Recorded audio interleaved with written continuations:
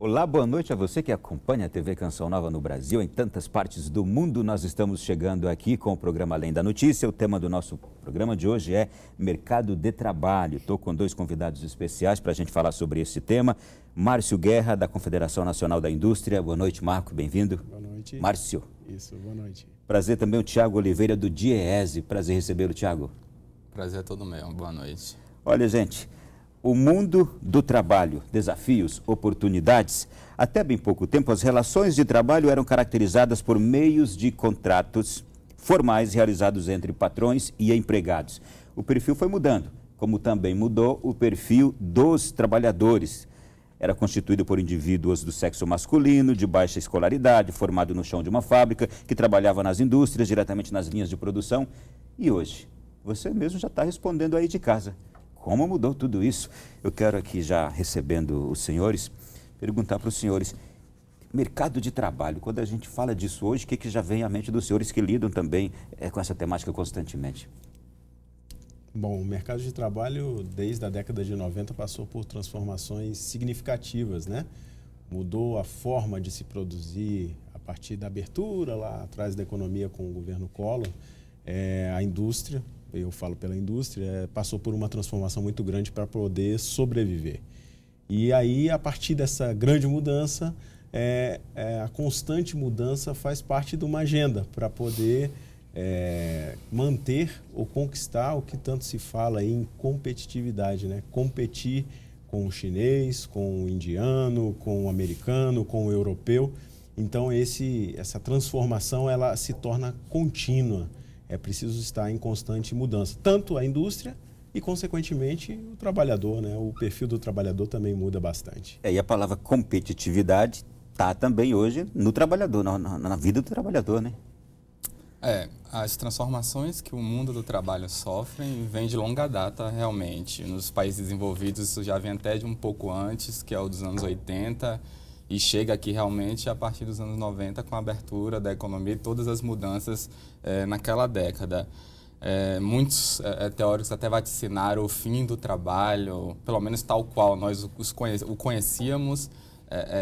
Alguns teóricos achavam que esse trabalho iria deixar de existir. Mas o fundamental é que o trabalho ainda é, para a maior parte das pessoas, a sua fonte de renda, a sua fonte de bem-estar social.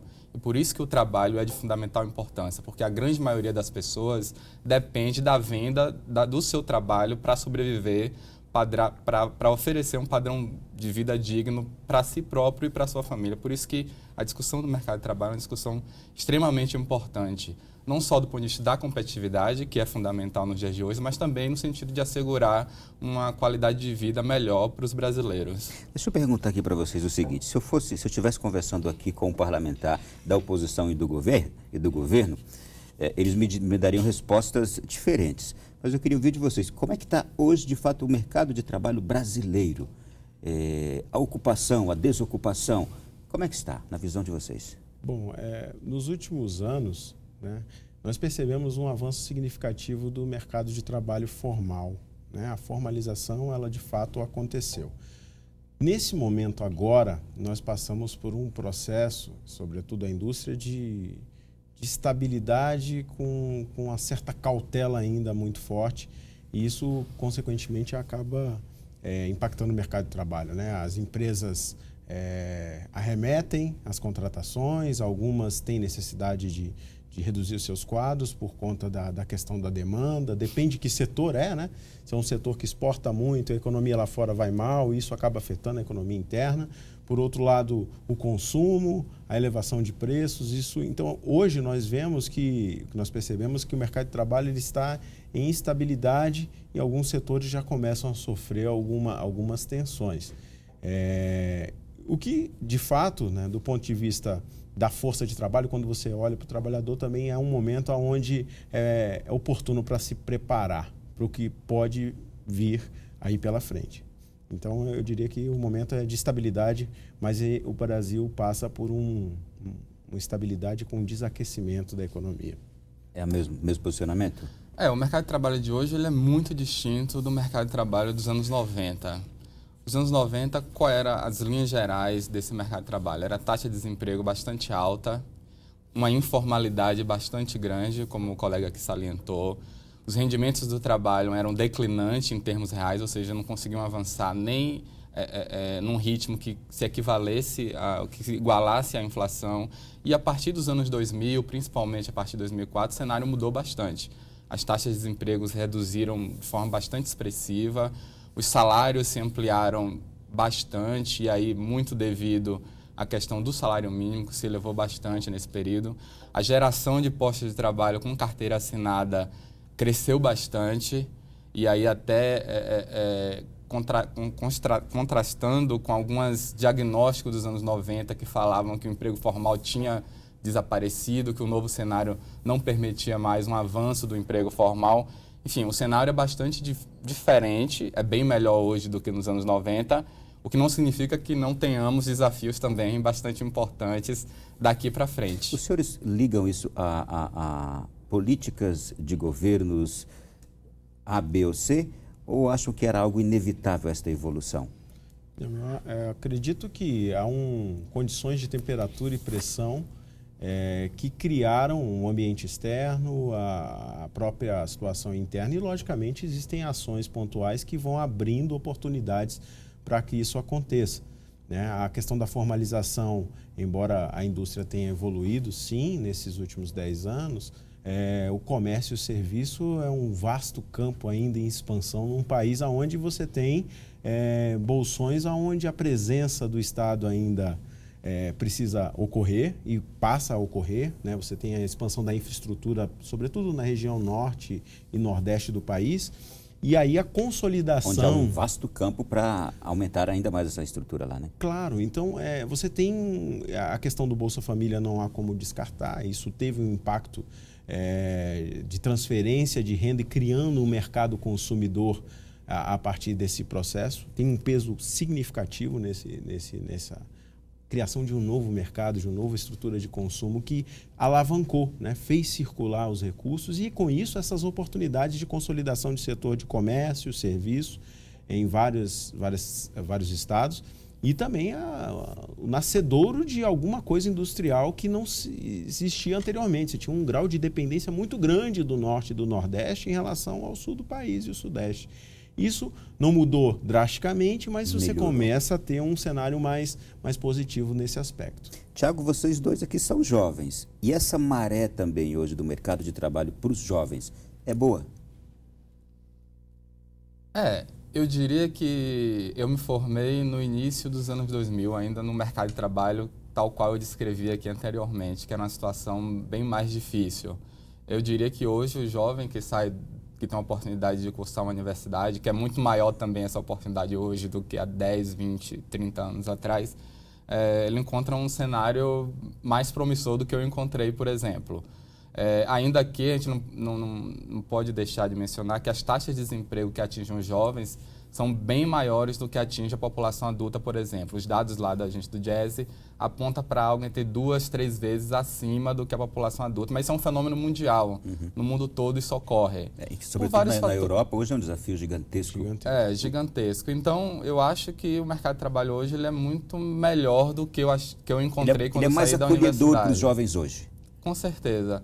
Agora, a questão da indústria é uma questão importante do ponto de vista do mercado de trabalho, porque a indústria ela oferece um emprego de melhor qualidade e já tem algumas décadas que a indústria brasileira vem perdendo o passo, sim, como o colega falou, e que tem se expandindo só ocupações no comércio e nos serviços que pagam menos, tem rotatividade mais elevada, normalmente emprego sem carteira assinada, por conta própria. Então, eu acho que um mercado de trabalho melhor passa pelo fortalecimento da indústria nacional, sem dúvida alguma. O que aconteceu com a nossa indústria que parece que estagnou? Exato. Com essa questão da abertura comercial, a entrada, sobretudo da China, né, onde o preço passa a ser bastante significativo e a competitividade entre países, a busca de fatias de mercado ficou muito mais acirrada do que era antes. Mas e isso, lógico, com a entrada das importações, você tem alguns setores que sofrem muito, por exemplo, o setor de confecção e têxtil, calçados, são setores que são muito impactados pelos esses produtos que entram.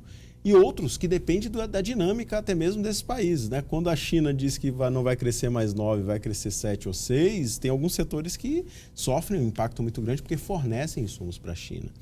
E esse mercado de trabalho, o que é interessante, voltando ao ponto da oportunidade para o jovem, o que acontece hoje no país, você vem há quase que 10 anos seguidos, a indústria crescendo pouco, podia crescer muito mais, nós gostaríamos, mas crescendo, e os empresários industriais reportando essa falta de mão de obra qualificada.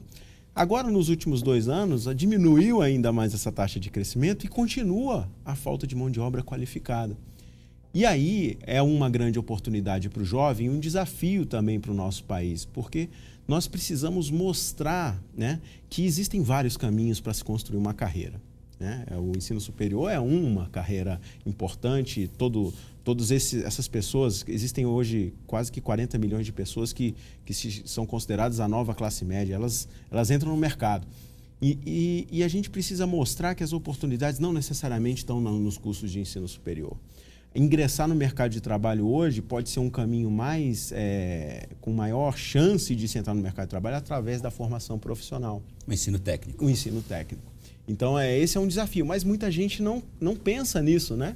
Todo mundo pensa, eu quero que meu filho seja um bacharel, mas ele pode ser um bacharel, mas ele pode ingressar no mercado de trabalho, como o colega colocou aqui, os salários na indústria, o posto de trabalho tem uma qualidade melhor, vem evoluindo muito a questão salarial, mesmo em setores que antes tinham um salário e remuneração menor, e que surgem oportunidades. Dá para imaginar que um soldador entra ganhando R$ 3.500, por exemplo, em Pernambuco. Não, e aquilo que você está falando é importantíssimo. Muitas vezes alguém com um curso superior está ganhando muito menos do que alguém que está trabalhando numa carreira técnica, não fez o curso superior, está ocupando ali um espaço de alguém que poderia simplesmente se dedicar ao ensino técnico e avançar numa carreira. Claro, e não necessariamente parar no ensino técnico. Sim. O que a gente percebe no mercado de trabalho, quando você tem um engenheiro, por exemplo, um engenheiro mecânico, que passou por um curso técnico, a remuneração dele e o reconhecimento no mercado de trabalho é maior.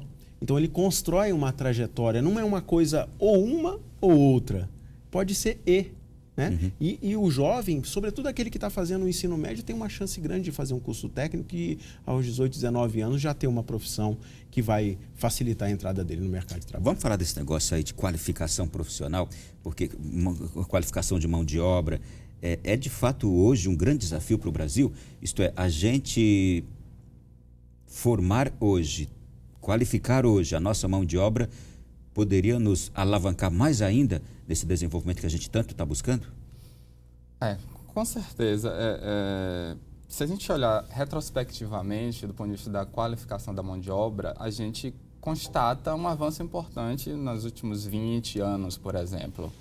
Isso é inegável. O nível de escolaridade dos trabalhadores aumentou bastante, o acesso ao ensino superior aumentou. Nos últimos anos, a questão do ensino técnico tem se dado uma atenção bastante especial. Tem um programa do governo federal, o Pronatec, que procura, de alguma forma, recuperar o terreno perdido nesse campo, que por muito tempo... Há também governos estaduais com programas muito bons no campo do ensino técnico, né? Sim, com certeza. E houve avanços importantíssimos nesse campo. A questão é que o atraso acumulado é tão gigantesco que não é possível você recuperar esse terreno perdido em um espaço de 5, 10 anos. Uhum. É praticamente impossível. Você tem faixas da população de idade mais avançada que não tem como você ter avanços muito grandes de nível de escolaridade, por exemplo. Mas se a gente olha, por exemplo, a população mais jovem, hoje ela é muito mais escolarizada, ela tem um acesso à informação muito melhor e a gente tem avançado, ainda que a passos não tão largos como a gente gostaria nesse campo. Agora, a gente também tem que ver os dois lados da questão. Você tem a oferta de trabalho qualificado, que precisa melhorar, é fundamental aumentar o gasto dos governos federal, estadual e municipal em educação como percentual do PIB. Há uma luta aí dos movimentos sociais ligados à educação para que isso chegue a pelo menos 10% do PIB, e essa é uma bandeira que eu acho que a sociedade brasileira deveria comprar e buscar alcançar isso. Mas também você tem a geração de vagas qualificadas também. Então, o Brasil precisa crescer e crescer com qualidade também. É preciso se reposicionar no mercado internacional, por exemplo, como o colega estava falando.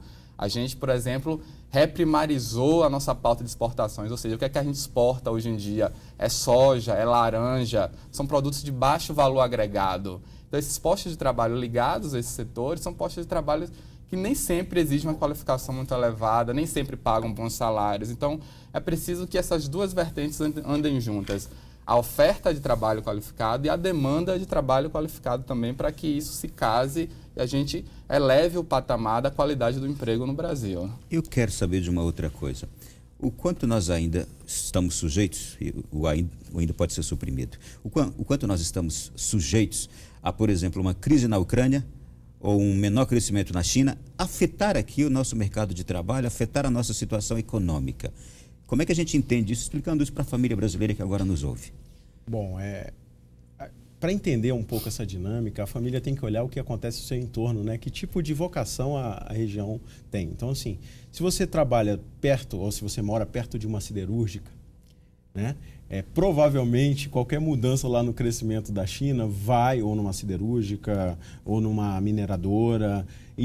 Qualquer mudança lá, como eles são os grandes consumidores desses produtos primários, como o colega falou, que tem baixo valor agregado às vezes, você provavelmente vai sofrer esse impacto, né? A partir do momento de que uma política de liberação de impostos na Ucrânia, que seja, ou na China ou na Índia, ocorra por parte do governo de lá para exportação e reduz o custo de exportação, de trazer esse produto para o Brasil, e a gente não tem nenhum movimento aqui que nos defenda, vamos dizer assim, não vamos dizer que somos a favor do protecionismo exacerbado, né, de proteger ao máximo, a erguer muros, mas isso vai acabar causando consequências, por exemplo, quem trabalha numa indústria de tecido. Então, essa dinâmica hoje, o mundo é muito, essa coisa da globalização que todo mundo fala e não entende, às vezes para construir um carro no México ou um carro nos Estados Unidos, pode ser que tenham insumos importantes que sejam fornecidos pelo Brasil, mesmo que de baixo valor agregado. E qualquer mudança lá no cenário econômico, seja do consumo interno ou do consumo de outros países que recebem esses carros prontos do México, vai acabar trazendo impacto para cá. Então, hoje, qualquer movimento, como as cadeias, assim, os economistas costumam dizer que são cadeias integradas, ligadas, né? Você não necessariamente precisa fazer tudo dentro de um país. Você pode buscar preços melhores em outros países e trazer isso para essa dinâmica. Então, por isso que o impacto acontece. Eu queria voltar um ponto aqui. Antes de você voltar, vou pedir para você voltar no próximo bloco, que a gente já está com o tempo esgotado neste aqui. A gente volta já e eu quero já unir outro tema com o que você estava já se propondo a falar. Então a gente vai para 3 minutinhos de intervalo e voltamos já.